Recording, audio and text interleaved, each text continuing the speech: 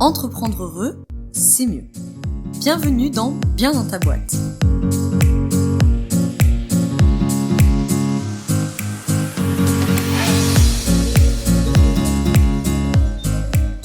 Bonjour à toi et bienvenue dans ce nouvel épisode du podcast Bien dans ta boîte.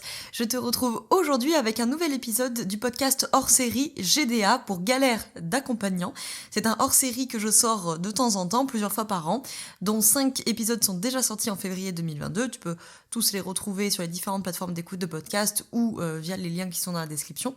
Donc GDA pour galère d'accompagnant. En fait, ce hors-série du podcast, ce sont des épisodes qui s'adressent aux professionnels de l'accompagnement, aux professionnels de la relation d'aide, comme on dit souvent, que tu sois coach, formateur, consultant, consultante, psy, thérapeute en tout genre, thérapeute énergétique, thérapeute holistique, etc., prof de yoga, machin, travailleur social, qu'est-ce que j'ai pas dit, sophrologue, enfin bref. Tu as compris l'idée. En tout cas, peut-être du moment où tu accompagnes des humains, où tu es un professionnel de la relation d'aide, ces épisodes sont faits pour toi. Dans ces épisodes, plus ou moins courts, généralement ça dure à peu près un quart d'heure, j'aborde à chaque fois une problématique que rencontrent souvent les professionnels de l'accompagnement. Donc comme je te le disais, il y a 5 épisodes qui sont déjà sortis en février 2022. Et là, nous attaquons une nouvelle semaine du podcast hors-série GDA. Et donc, un épisode va sortir tous les jours cette semaine. Donc, il y aura de nouveau 5 épisodes tous les matins à 7h et des brouettes du matin sur les plateformes d'écoute. Aujourd'hui, on va attaquer un premier sujet qui est de gérer un client ambivalent ou impatient. Généralement, si tu n'as pas suivi les 5 derniers épisodes, je te le précise, je dirais bénéficiaire. Ok, pour regrouper là-dedans ceux qui ont des clients, ceux qui ont des patients, peu importe comment vous les appelez. Donc, souvent, je dirais bénéficiaire. Ce podcast hors série, évidemment, il arrive aussi dans le contexte de ma formation Apprendre à être accompagnant ou accompagnante, justement. La promo 3 vient de se terminer là en juin et la promo 4 attaque en septembre 2022, le 19 septembre précisément 2022, pour se terminer précisément le 19 décembre 2022. C'est tombé vraiment pile poil 19 septembre, 19 décembre. Toutes les infos sont évidemment dans la description, si tu veux en savoir plus sur le programme, sur la formation, qu'est-ce qu'on fait, qu'en ont pensé les anciens, blablabla.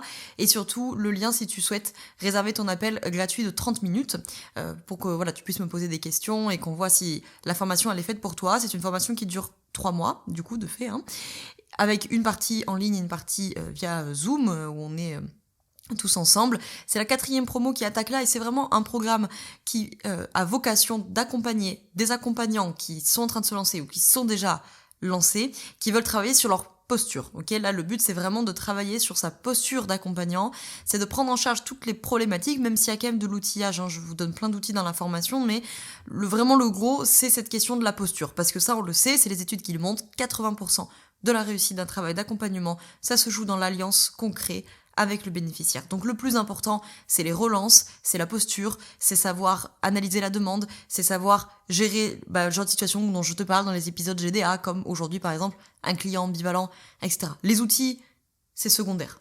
Précisément, on dit que c'est environ, les études montrent environ 8% de la réussite du travail. Bref, tous les liens sont dans la description si tu veux aller voir. Ce matin, je vais te parler de comment on fait pour gérer un bénéficiaire qui est ambivalent. Alors, 2 choses à dire. J'ai déjà, dans les GDA précédents, fait un épisode sur « Mon client ne sait pas ce qu'il veut ». Okay, c'était le tout premier épisode GDA d'ailleurs. Donc tu l'as dans la description, tu peux aussi aller l'écouter parce qu'il est quand même assez lié à ce qu'on va voir aujourd'hui. Et j'avais fait un épisode du podcast normal, en format long, sur réussir l'appel découvert. Je te mets le lien dans la description.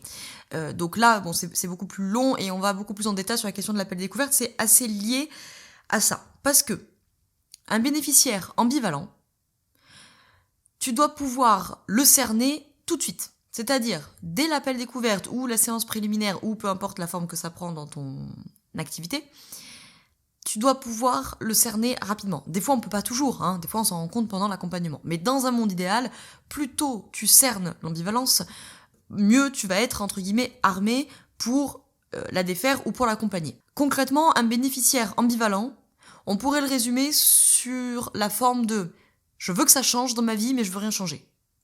Là, on est vraiment dans l'incarnation même de l'ambivalence, c'est le bénéficiaire qui t'appelle en appel découverte ou séance préliminaire ou je ne sais quoi, voilà, et qui te dit que par exemple, il rencontre une problématique au travail. Je sais pas, moi, ça se passe pas bien au boulot, tu vois, il en a ras-le-bol, il veut démissionner. Non, justement, il en a ras-le-bol de son boulot, mais il veut pas démissionner, il veut pas changer d'entreprise, il veut pas changer de poste, il veut pas en parler à son patron, bref, je veux que ça change, mais je veux rien changer. Ça, généralement, c'est un peu le bénéficiaire redouté par les accompagnants et accompagnantes que j'ai formés là dans les promos précédentes, parce que c'est compliqué, quoi, parce qu'il y a une réelle demande de changer la problématique professionnelle, amoureuse ou quoi qui t'emmène, mais il va tout rejeter, ou alors ça va se voir pendant l'accompagnement sous la forme de quelqu'un qui s'engage puis se désengage de l'accompagnement, qui est à fond pendant 3 semaines puis qui après zappe, vient pas aux séances, annule à la dernière minute, c'est quelqu'un qui fait pas forcément le travail interséance, bref, il y a de l'ambivalence, c'est je veux que ça change, mais moi je veux rien changer. Donc il peut y avoir, pas toujours, mais il peut y avoir aussi une forme de déresponsabilisation, ou en tout cas on peut percevoir une forme de déresponsabilisation dans « je veux que ça change, mais moi je veux rien changer », sous-entendu fais ton job, quoi. C'est toi l'accompagnant, fais ton job. Bon. Donc souvent c'est des profils qui sont pas simples en tant qu'accompagnant, parce que a priori vous aurez une réelle volonté de les accompagner, de les aider, mais il y a ce phénomène d'engagement, de désengagement, il y a aussi la crainte, entre guillemets, de finir avec quelqu'un qui finalement est mécontent de l'accompagnement. Parce que il va peut-être pas aller jusqu'à ce qu'il voulait, à son point B, finalement. Dans sa demande, il y avait un point A, voilà où j'en suis aujourd'hui, et un point B, voilà où je veux aller demain. Et il va peut-être pas l'atteindre, ce point B, et il pourra peut-être être tenté de dire « Ah, mais bon, t'étais là pour m'aider, puis finalement, j'ai pas atteint les résultats que je voulais atteindre. » Et oui, mais en même temps, si tu veux rien changer, ça va être compliqué. Bref, donc tu vois bien que dans ce genre de profil, plus tu t'en seras rendu compte tôt, et plus tu l'auras pris en charge tôt, cette ambivalence, moins tu vas te retrouver enquiquiné, pour être poli, parce que si ça traîne, effectivement, le risque, c'est de se retrouver avec un accompagnement qui n'est pas, entre guillemets, terminé, en tout cas où le bénéficiaire n'a pas atteint son point B, et où il va te dire, je suis pas content. Alors par rapport à ça, déjà, je tiens juste à rappeler, je fais une mini-parenthèse, qu'en tant que professionnel de l'accompagnement et de la relation d'aide, tu es en obligation de moyens et pas en obligation de résultats. Et que le bénéficiaire également est en obligation de moyens et pas en obligation de résultats. Bref, c'était juste la petite parenthèse, petit rappel qui valait le coup d'être fait. L'ambivalence, tu peux l'apercevoir du coup dès l'appel découverte, j'ai fait tout l'épisode dessus, je te laisse le réécouter si tu veux. Si tu t'en rends compte, entre guillemets, tout de suite. Alors là, ça relève de toutes les questions et de toute la méthodologie de l'analyse de la demande dont je te parle dans le podcast le plus long. Et bien sûr, pendant la formation, on y passe une journée toute entière, je vous casse les pieds avec ça, avec l'analyse de la demande, très important. Donc là, ça relève de cette méthodologie-là. C'est-à-dire, je perçois de l'ambivalence, je veux que ça change au travail, mais moi, je veux rien changer au travail. Ok, bon, alors du coup... comment tu espères que les choses prennent une autre direction si toi, tu ne participes pas à ce changement ? Par exemple, tu vois. Bref, toutes les questions qu'on a dans la méthodologie de l'analyse de la demande pour amener le bénéficiaire à une demande qui sera plus claire et arriver à lui faire formuler concrètement, voilà où j'en suis aujourd'hui, mon point A, exemple, je m'ennuie dans mon travail, A, point B, soit j'ai changé de boulot, soit j'ai lancé un nouveau projet au sein même de mon entreprise, ou j'ai développé ma force de curiosité pour trouver de l'intérêt au travail, tu vois, par exemple. Bon, bref, ok, là, il y a un point B qui est clair, etc. Et c'est parfait. Et à ce moment-là, on a dépassé l'ambivalence parce que tu as réussi à réenclencher la capacité d'action et de résolution de problèmes du bénéficiaire. Premier scénario. Deuxième scénario, on se rend compte de l'ambivalence pendant l'accompagnement. Soit parce qu'on s'en est pas rendu compte à l'appel découverte, soit parce que peut-être qu'à l'appel découverte, c'était pas si prégnant que ça, ou c'était pas là, et que l'ambivalence, elle a été trigger par autre chose. Ok, peut-être un exercice que tu as fait, peut-être que entre temps il s'est passé quelque chose dans la vie du bénéficiaire, enfin bref, il peut y avoir plein de raisons pour que l'ambivalence, tu l'aperçoives plus tard. Bon, sauf que maintenant l'accompagnement il est lancé et on y est. Donc on a un bénéficiaire qui veut que ça change, mais qui fait pas le travail interséance, qui arrive aux séances en retard, qui s'investit pas vraiment dans l'accompagnement, mais pourtant il veut que ça change. Donc là, il faut se poser la question, qu'est-ce qui se passe ? Qu'est-ce qui se passe derrière ça ? Il veut que ça change, mais il fait pas le travail interséance, par exemple. Est-ce qu'il y a, par exemple, de l'évitement émotionnel ? Ça pourrait être une bonne hypothèse de travail, tu vois. C'est-à-dire que le bénéficiaire, il a vraiment envie qu'il y ait du changement, il croit à ton accompagnement, il est convaincu du truc, c'est pas le problème, mais dès qu'il rentre, entre guillemets, à la maison ou qu'il coupe l'ordinateur si tu fais tes séances en visio, et qu'il se retrouve, lui, entre guillemets, tout seul, face à son cahier d'exercice, à devoir faire ses exercices d'interséance, paf, là, il y a un truc qui bloque. Donc on va partir du principe que le bénéficiaire n'est pas une tête à claque, parce qu'on va pas considérer les bénéficiaires comme ça, donc il y a forcément une raison pour laquelle il ne le fait pas. Donc qu'est-ce qui génère cette ambivalence-là ? Est-ce que par exemple il y a de l'évitement émotionnel ? Et que par exemple, je dis n'importe quoi, la demande de l'accompagnement génère beaucoup de pression, et que du coup le fait de faire le travail interséance, à la fois ça peut générer une émotion de joie, d'excitation, parce que le bénéficiaire a la sensation d'avancer, mais peut-être que ça peut aussi, dans le même temps, et dans le même individu, générer de la peur. Parce que j'ai peur de l'inconnu, j'ai peur de à quoi ça va ressembler quand j'aurai démissionné, par exemple, tu vois. Et donc du coup, ça fout le bazar dans la sphère psychique, parce qu'on a de la joie, de la peur, oh là là, je sais plus trop ce qui se passe. Il va rentrer en évitement émotionnel, et j'en ai déjà parlé maintes et maintes fois, une des options possibles de l'évitement émotionnel, c'est le non-comportement, c'est la procrastination, clac, je ferme le cahier, et je m'en occupe plus. Donc ça, par exemple, ça pourrait être un scénario qui explique et qui justifie le fait que ton bénéficiaire il présente de l'ambivalence dans le comportement et en l'occurrence dans l'accompagnement que vous faites ensemble. Quoi qu'il en soit, quand on a un bénéficiaire qui est dans cette thématique de l'ambivalence, il y a plein de choses. Pour les profils les plus thérapeutiques d'entre vous, intéressez-vous à l'ambivalence. Est-ce que, par exemple, le système d'attachement que connaît la personne pourrait renvoyer à ça ? Je veux dire, très probablement, l'ambivalence, c'est quelque chose que le bénéficiaire, il connaît déjà. Donc, il a dû l'apprendre quelque part. Ça ne lui est pas tombé du ciel. Donc, pour les profils les plus thérapeutiques d'entre vous, évidemment, on peut s'intéresser aussi à ça. Elle vient d'où, cette ambivalence ? Comment elle s'est construite ? Etc., etc. Mais quoi qu'il en soit, quand on se retrouve avec un profil ambivalent, pour moi, il y a deux choses. Déjà, il faut se demander qu'est-ce qu'il y a derrière l'ambivalence, considérer un peu que cette ambivalence, c'est un symptôme, et que du coup, derrière ça, il doit y avoir des stratégies d'évitement émotionnel d'une manière ou d'une autre. Deuxième chose, il y a le fait de remettre en responsabilité son bénéficiaire, ok ?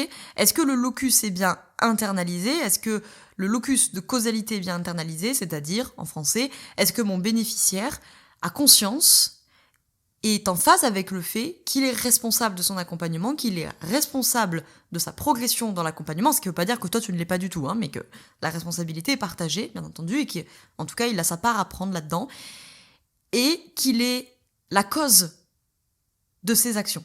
Ok, le locus de causalité, à quoi j'attribue la cause des événements qui m'arrivent, soit je suis très internalisée et je considère que c'est tout dû à moi, soit c'est très externalisé et je considère que c'est dû à l'extérieur.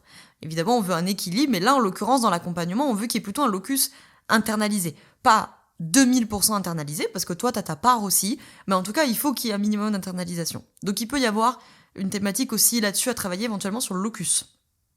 Un dernier truc qui me vient en tête, c'est la question du focus attentionnel, c'est-à-dire où est-ce que le bénéficiaire focus son attention et où est-ce que moi, je fais focus l'attention du bénéficiaire. Si vous entretenez tous les deux, d'une manière ou d'une autre, un focus attentionnel sur ce qui fonctionne pas bien, chez le bénéficiaire ou sur ce qui fonctionne pas bien dans l'accompagnement, c'est un peu ce qui se passe avec l'ambivalence, c'est qu'il va y avoir un petit peu d'ambivalence, et puis le professionnel de l'accompagnement, il va commencer à focaliser là-dessus. Donc, tiens, le travail de ta séance, il n'a pas été fait. Là, la séance, elle a été loupée. Là, il n'y a pas d'engagement, etc. Donc, du coup, on entretient à la fois chez le professionnel et à la fois chez le bénéficiaire un focus attentionnel sur ce qui ne fonctionne pas bien. Donc forcément, je vais focaliser sur ce qui va pas bien, donc ça va faire monter les émotions négatives, sur lesquelles je peux avoir tendance à rentrer en évitement, donc du coup je peux avoir tendance à rentrer en procrastination, blablabla, et du coup c'est le cercle vicieux.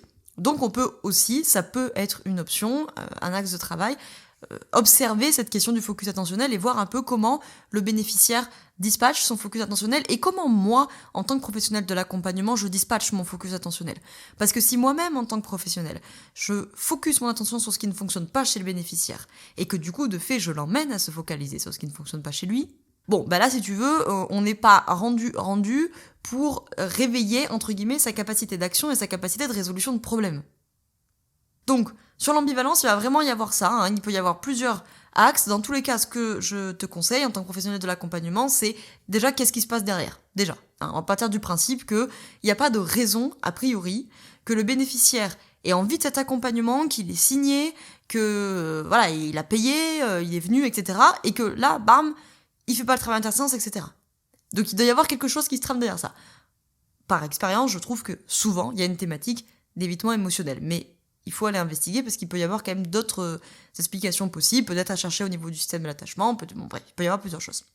Donc déjà se demander, ok, qu'est-ce qui se passe ? On va partir du principe qu'il y a une raison quand même pour qu'il y ait de l'ambivalence, donc on va aller voir un petit peu ce qui se passe, on va investiguer, et puis ensuite, bien sûr, si par exemple tu tombes sur une thématique d'évitement émotionnel, alors on va déployer des outils d'acceptation émotionnelle et aller travailler sur, ok, qu'est-ce qui est si angoissant là-dedans. Par exemple, si je reprends l'exemple tout à l'heure du bénéficiaire qui est en stress parce que ouais, mais en fait, ça va ressembler à quoi ma vie quand j'aurai démissionné ?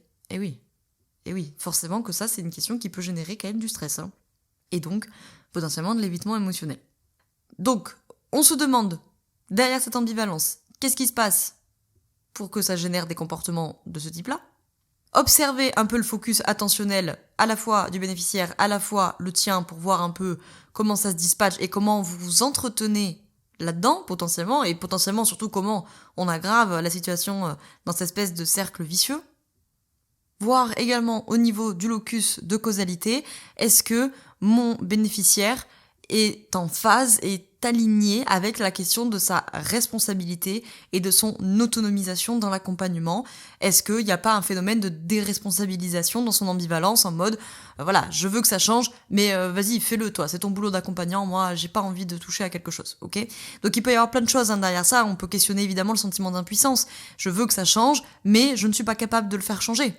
Donc, je m'occupe de rien, ok ? Donc il peut y avoir plein d'axes de travail, je pense que venir questionner par l'analyse transactionnelle, par exemple, les scénarios de vie, ça peut être intéressant, notamment dans les scénarios de vie, t'en as un qui est j'y arrive presque. Mais du coup, j'y arrive pas, c'est la suite du truc. Donc forcément, si j'ai un scénario de vie qui dit j'y arrive presque, on peut se retrouver par exemple avec de l'ambivalence. J'y arrive presque. Alors, je veux que ça change, mais je peux pas le changer. Voilà.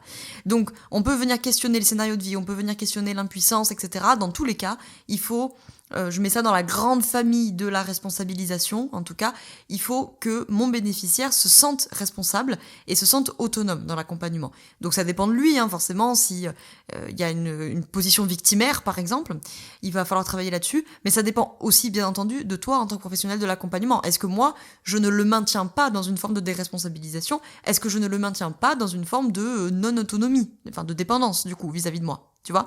Par exemple, on en reparlera dans l'épisode suivant de GDA, dans l'accompagnement qui dure. L'accompagnement qui dure, ou peut-être, sans me rendre compte, je rends le bénéficiaire dépendant. Et donc, je le rends pas autonome. Et donc, forcément, je le rends un peu moins responsable. Et donc, je pourrais, selon le profil du bénéficiaire, le rendre d'autant plus ambivalent. Bref, je pense que tu as compris l'idée, ok ? Ça, c'est le principe d'analyse transactionnelle. C'est forcément si moi, en tant que professionnel de l'accompagnement, je suis dans la posture du parent, et pourquoi pas dans la posture du sauveur, du parent nourricier. Si je me mets moi dans la posture du sauveur, alors j'assigne forcément mon bénéficiaire à être dans l'archétype de l'enfant. Or, l'archétype de l'enfant est un archétype déresponsabilisé, donc potentiellement ambivalent. Potentiellement. Voilà ce que j'avais à te dire sur la question de l'ambivalence. En tout cas, il y a plein de choses à faire. On voit, on peut travailler sur le focus intentionnel, sur le locus de causalité, sur le sentiment d'impuissance, sur le scénario de vie. Bref, il pourrait y avoir plein d'outils. Quoi qu'il en soit, ça va consister à, petit 1, voir qu'est-ce qui se passe derrière, et petit 2, relancer la capacité d'action, de résolution de problèmes, de responsabilisation et d'autonomie du bénéficiaire pour qu'il sorte de cette ambivalence-là, ok ? Et bien évidemment, comprendre à quoi elle sert, cette ambivalence, parce que malgré tout, si elle est répétée, c'est que ça doit bien servir à quelque chose, à la fois au bénéficiaire et à la fois au thérapeute ou au professionnel, et en tout cas à l'interaction qui se joue entre vous deux. J'espère que cet épisode t'a plu. Si c'est le cas, n'hésite pas à laisser 5 étoiles sur Apple Podcast. Ça prend 2 secondes, c'est gratuit, et moi ça m'aide à faire connaître le podcast. Et pourquoi pas à le partager à un de tes collègues professionnels de l'accompagnement qui se retrouvent souvent avec ces problématiques-là, ou qui pourraient être intéressés en tout cas de les creuser. Moi je te dis d'ores et déjà à demain pour le 7e épisode de Galère d'accompagnant, où on parlera justement du danger de l'accompagnement qui dure trop longtemps. On parle de tout ça demain matin. Je te remercie d'avoir écouté cet épisode jusqu'au bout. Je te souhaite une très belle soirée ou une très belle journée selon quand tu m'écoutes, et surtout je te souhaite d'être bien dans ta boîte. Ciao ciao.